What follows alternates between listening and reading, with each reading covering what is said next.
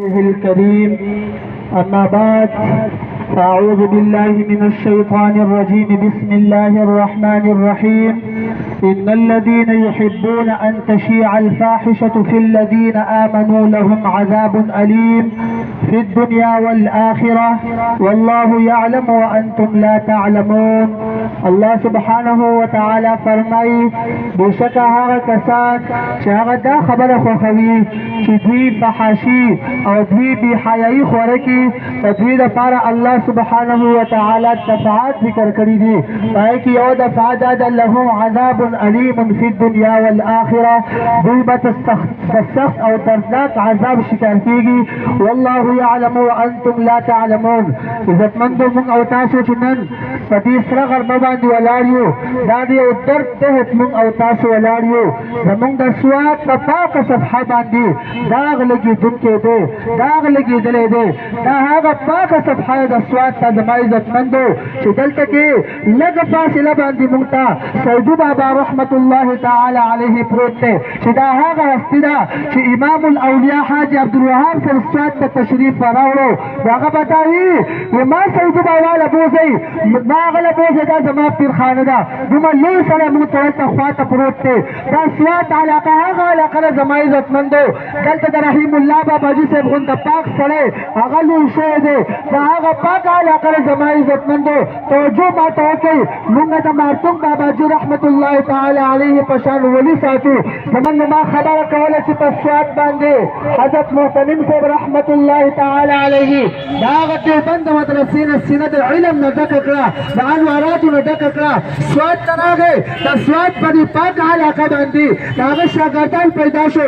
حضرت مولانا مفتی سردار علي صاحب څومره پاکه هستي تاسو هغه پیژنئ هغه په سواد کې موجود دی. حضرت مولانا بختیار صاحب رحمت الله تعالی علیه چې هغه د اولیاءو امام او خطیب غله کېدو بشر غله کېدو هغه د سواد په ځمکه باندې پاتې شوی دی. دا د اولیاءو ځمکه ده، دا د علماو ځمکه ده، دا د صوفیاو ځمکه ده. دا هغه ځمکه ده په دې باندې حضرت کاجي صوفي صاحب رحمت الله تعالی علیه 300 سال مسلسل روجي نیولي او ستا لپاره دعا کړې ده، زما لپاره دعا کړې ده، د دې ځمکې لپاره دعا کړې ده، د دې ترتیب لپاره دعا کړې ده. نن زما عزتمندو تاسو ته بوځم د طایف هغه وادیانو ته یو هستي به تاسو ته په نظر باندې راشي. د هغې هستۍ محمد رسول الله نوم دی صلی الله علیه وسلم.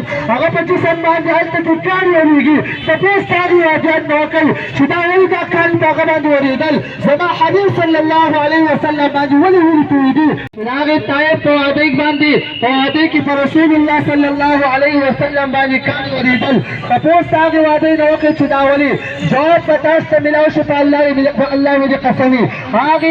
هغې هستۍ د اسلام یو کور جوړوو، هغې هستۍ ما او تا دپاره د حیا د ساده انتظام کوو. د دې لپاره د هغه په جسم باندې کاڼي وورېدل. تاسو د بدر په میدان کې د بدر په میدان نه تپوس وکړئ چې دلته کې یو نوجوان ولاړ و، دلته کې یو هستي ولاړه وه محمد رسول الله صلی الله علیه وسلم. او هغه جنډه د خپل کور والا د لپټي نه جوړه کړې وه.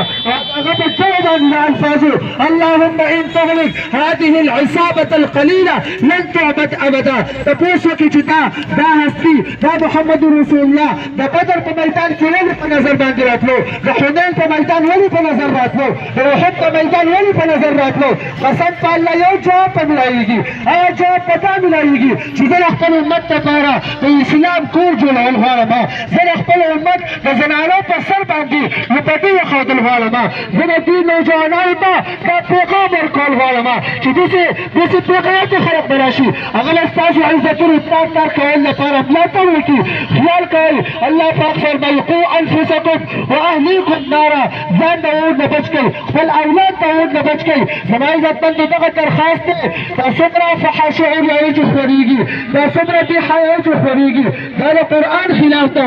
د قرآن صدا خدا ده، د قرآن اواز خدا دی. قل للمؤمنین یغضوا من ابصارهم ويحفظوا فروجهم. د قرآن اواز خدا دی. لا تقربوا الفواحش ما ظهر منها وما بطن. د قرآن اواز خدا دی. ولا تقربوا الزنا انه كان فاحشه.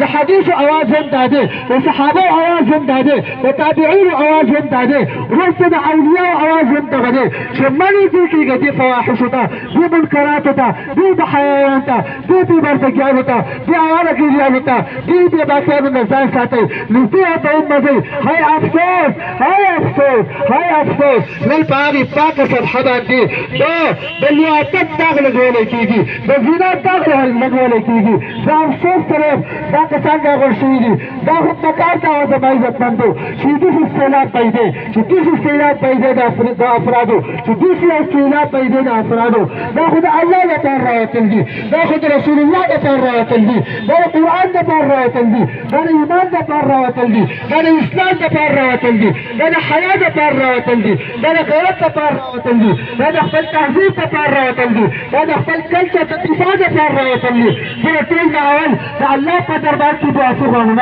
ای زما الله موږ معاف کړه موږ پسې راځو زموږ د کومو ګناهونو په وجه باندې چې تا زموږ دا پاکه صفحه په دې باندې خیر اگر راغلل او دا صفحه موږ ته داغ درکړي یا الله سبحانه وتعالی کتا خلق لري که یا الله زما انتظامي له توفیق ورکړه الله زما ایسي له توفیق ورکړه یا الله زما پولیس ته توفیق ورکړه یا الله الله ما ته دا صفحه هغه شان پاکه پکار ده څنګه چې دا آزاده شوه او څنګه چې په دې باندې د والسوات ریاست جوړ شو چې خلکو به د خپل کور والا د خپل د بابي د پلو نه هغې د غیرت ته د هغې پلو ته نه کتل د هغه د پښتو کلچر د عزتمندو چې خلکو به پردۍ زنانه ولیده خو د هغه ښځې پورې به دغه شان په ښکته نظرونه باندې روانو د هغه کلچر زما عزتمندو چې دمال به راغلل او دلته به یې سرود غږو په غوږونو کې د خلکو مالوچان کېښودل دې سواد هغه اسیان لیدلي دا د کم ځای نه مونږ کم ځای ته رانو دا جرم به الله پاک مونږ ته معاف کړي انشاءالله